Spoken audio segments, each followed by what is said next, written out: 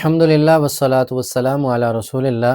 Programme نور قرآن کے ساتھ 23 number پارہ ہے، اس کا ترجمہ و تفسیر حاضر خدمت ہے، جس میں سورہ یاسین شریف کا آغاز ہے۔ سورہ یاسین شریف میرے آقا کریم صلی اللہ علیہ وسلم نے ارشاد فرمایا، جس طرح ہر انسان کا ایک دل ہے، قرآن مجید کا قلب سورہ یاسین شریف ہے۔ میرے آقا فرماتے ہیں، میں چاہتا ہوں کہ میری ہر امتی کے قلب میں سورہ یاسین شریف ہو، یعنی کہ ہمیں ہر ایک کو سورہ یاسین شریف زبانی یاد کرنی چاہیے۔ میرے آقا نے فرمایا، جو شخص سورہ یاسین کو پڑھتا ہے، اللہ 10 بار قرآن پڑھنے کا اسے اجر و ثواب عطا فرماتے ہیں۔ ایک روایت میں فرمایا، ایک ایک حرف کے بدلے اس کی بخشش و مغفرت ہوتی ہے۔ فرمایا، جس دن کا آغاز کرتا ہے، پورا دن اس کے معاملات اللہ کے سپرد، اور دن کے معاملات میں آسانی کر دی جاتی ہے۔ کس کی روح قبض ہو رہی ہے اور جان کنی کا عالم مشکل ہے اور سختی ہے، فرمایا اس کے قریب سورہ یاسین شریف پڑھی جائے تو اس کی جان آسانی سے نکل جائے گی۔ سورہ یاسین شریف کی بہت سی برکات ہیں۔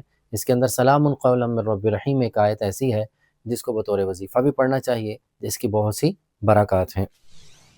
اس کے بعد سورۃ الصافات، اس کے مضامین یہ ہیں کہ شیاطین پہلے آسمان بالا پہ جاتے اور فرشتوں کی باتیں سنا کیا کرتے، اور اب ان کے لیے اوپر جانا بند ہو گیا۔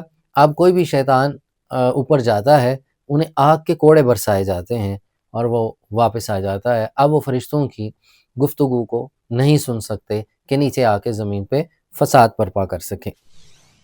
سورہ صافات میں جنتیوں کا تذکرہ ہے، جس میں جنت کی نعمتوں کا تذکرہ۔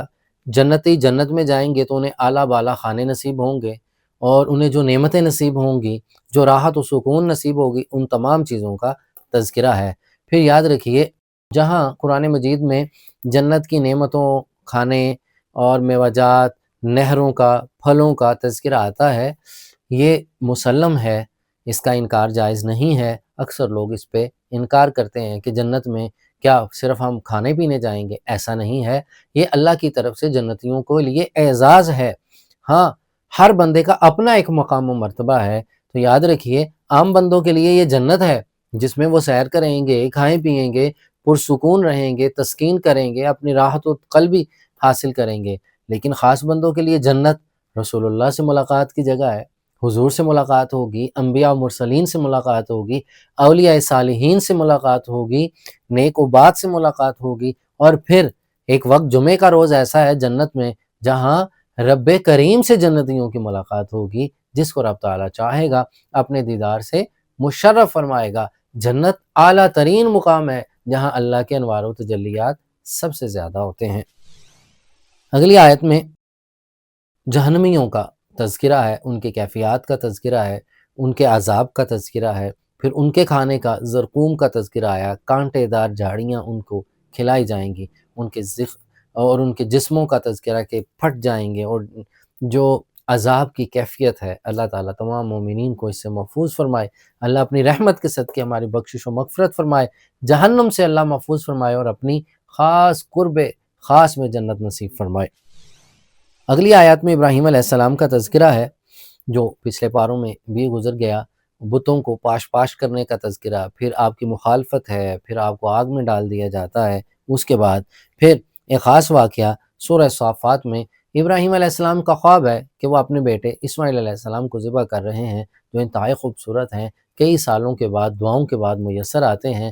تو معنی یہ ہے کہ جو اللہ کے محبوب بندے ہیں، وہ اپنی سب سے محبوب چیز کو اللہ کے سامنے پیش کریں اور ذبح کر دیں۔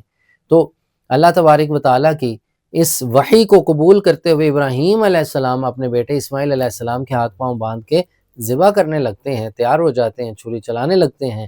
پھر اللہ کی حکمت یہ ہے کہ جنت سے ایک جانور مینڈا آتا ہے، وہ ذبح ہو جاتا ہے، اسماعیل علیہ السلام کو بچا لیا جاتا ہے، اس لیے کہ آپ کی اولاد سے نیک صالحین لوگوں نے آنا ہے، اور پھر آپ کی اولاد سے ابراہیم علیہ السلام اور پھر اسماعیل علیہ السلام کی اولاد سے دونوں جہانوں کے مالک آقا کریم صلی اللہ علیہ وسلم نے اس دنیا میں تشریف لانا تھا، تو آپ محفوظ رہے، اس لیے آپ کو ذبح عظیم بھی کہا گیا۔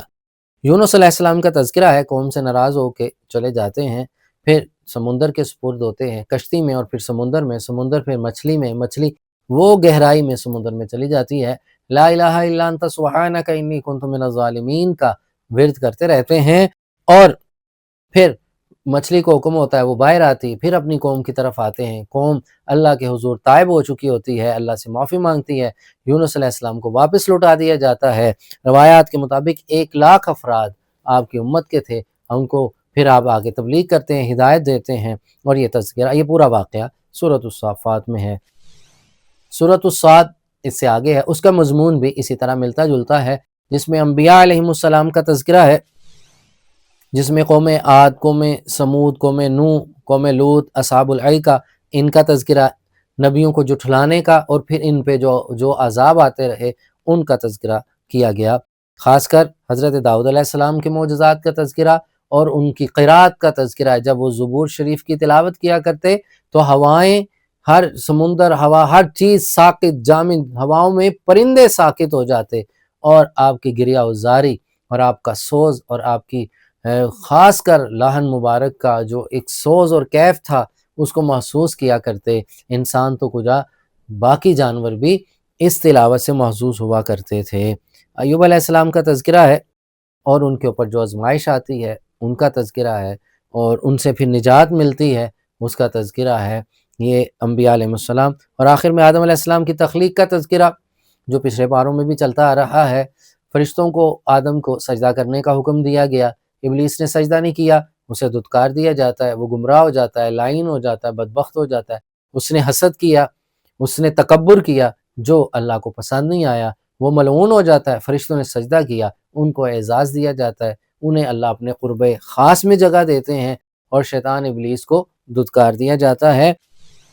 پیغام کیا ہے کہ کبھی تکبر نہیں کرنا چاہیے، دوسرے سے حسد نہیں کرنا چاہیے، عاجزی انکساری کرنی چاہیے۔ اللہ کو عاجزی پسند ہے، انکساری پسند ہے۔ جب بندہ تکبر میں آتا ہے تو سمجھے وہ پاش پاش ہونے لگتا ہے۔ اللہ تبارک و تعالی عمل کی توفیق نصیب فرمائے، آمین یا رب العالمین۔